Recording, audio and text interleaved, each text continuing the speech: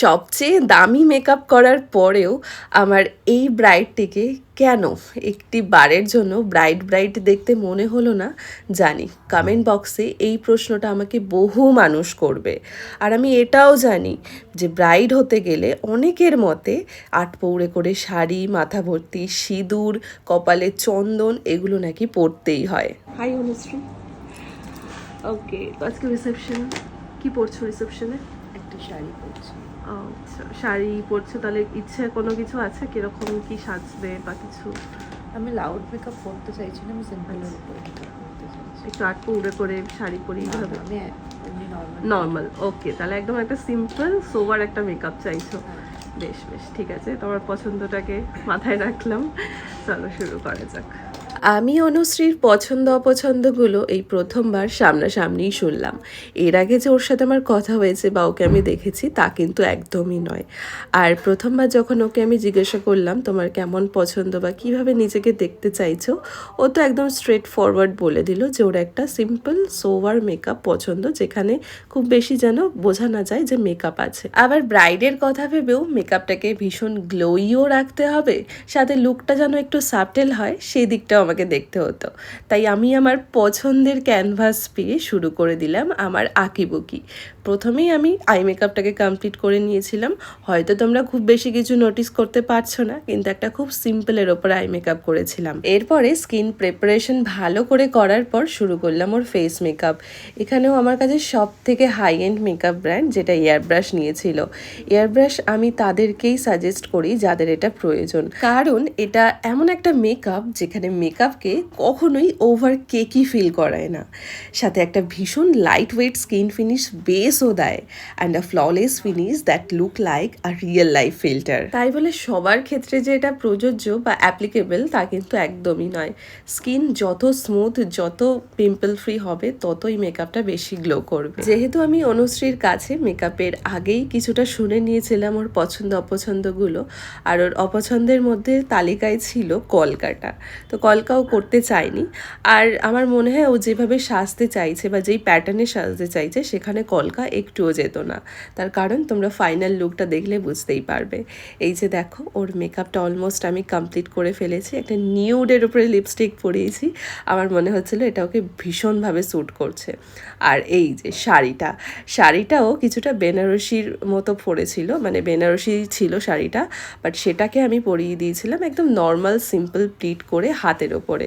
আর ও বললো যে ও এটাতেই বেশি কমফোর্টেবল বা এইভাবেই নিজেকে ক্যারি করতে চায়। আর শুধু অনুশ্রী বলে নয়, আমি আমার কাজের মাধ্যমে এমন অনেক ব্রাইডকেই সাজিয়েছি যারা বিয়ের দিনে শাড়িটাকে এমনভাবে ক্যারি করতে চায় নিজেকে স্যুট করার জন্য বা একটা কমফর্ট জোন তৈরি করার জন্য। ঠিক অনুশ্রীও আমাকে ডিমান্ড করেছিল যেন ও শাড়িটাকে খুব ইজিলি হ্যান্ডেল বা ক্যারি করতে পারে। তাই বলে এটা নয় যে আটপৌরে শাড়িতে ক্যারি করা যায় না, এটা সম্পূর্ণ নিজস্ব মতামত। আচ্ছা চলো, শাড়ি পরানোর পর চুল বাঁধার আগে এবার আমি ওকে জুয়েলারিসগুলো একটা একটা করে পরিয়ে দেবো। জুয়েলারিসের পার্টটা ভীষণ সিম্পল। একটা চোকার পরেছিল বা চাটাই হার বলে সম্ভবত এটাকে, আর পরেছিল একটা লম্বা সীতাহার। ব্যাস এই দুটো হারই পরেছিল শুধুমাত্র। আমার তো মনে হয় না যে এই বড় বড় দুটো হার ছাড়া আর কোনো হার পরার দরকার আছে, কারণ দুটোতেই গলা ভর্তি। আর এরপর সুন্দর সুন্দর দুটো ইয়াররিংও ওকে আমি পরিয়ে দিয়েছিলাম। তোমরা অনেকেই জানো যে জুয়েলারি পরাতে আমার ভীষণ ভালো লাগে, কিন্তু এখন সেভাবে আর আলাদা করে জুয়েলারির কোনো ক্লিপস রাখা হয় না। জাস্ট কাজের মধ্যে যতটুকু আমি পরাতে পারি ততটুকুই তোমাদের সাথে শেয়ার করি, নয়তো অনেক নেগেটিভিটি আসে। তো যাই হোক, ও সমস্ত বাদ দিলাম। এবার মোটামুটি ওর এই যে জুয়েলারিগুলো পরেছে এটাতেই মনে হচ্ছে যেন সাজটার 90% কমপ্লিট হয়ে গেছে। চুলটা জাস্ট নর্মালি খুলে দিলেই হয়ে যায়, বাট ও তো ব্রাইড, ওকে তো একটা প্রপার গেট আপে রেডি করতেই হবে।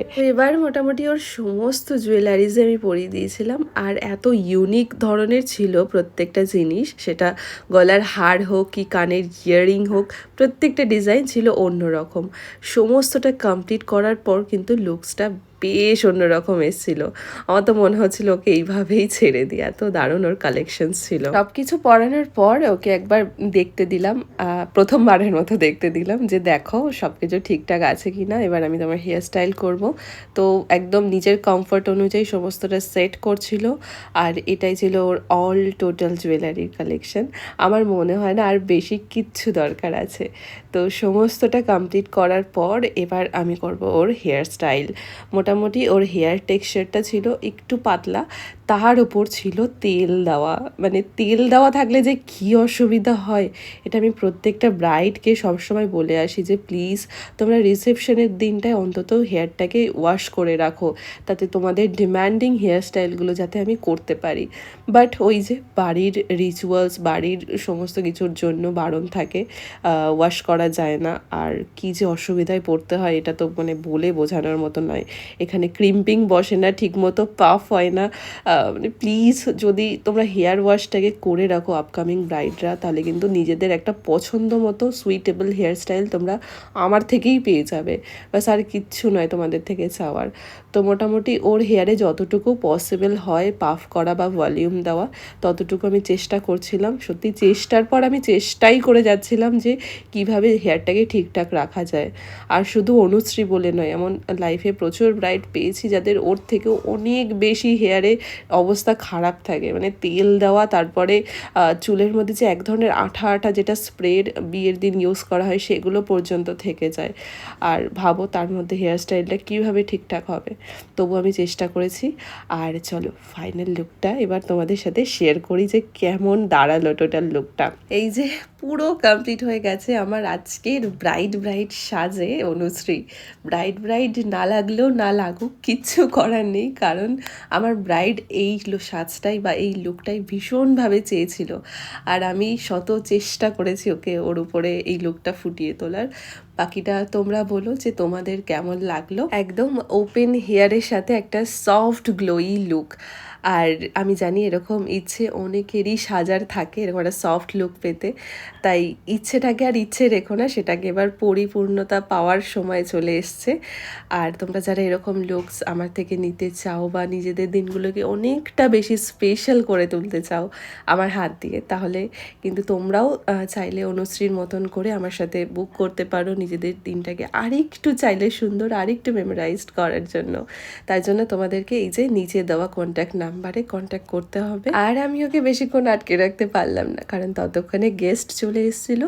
আর ওর ওয়েডিং ভেনিউটা মানে রিসেপশন ভেনিউটা এত সুন্দর করে ডেকোরেট করা ছিল যে ও যতক্ষণ না যাচ্ছিল এখানে ততক্ষণ মনে হচ্ছিল ইনকমপ্লিট ডেকোরেশন। বাট হ্যাঁ, এখানেই ছিল আমার আজকের ব্রাইডের আজকের স্টোরি। তোমাদের কেমন লাগলো সেটা কিন্তু অবশ্যই কমেন্ট সেকশনে কমেন্ট করে যেও।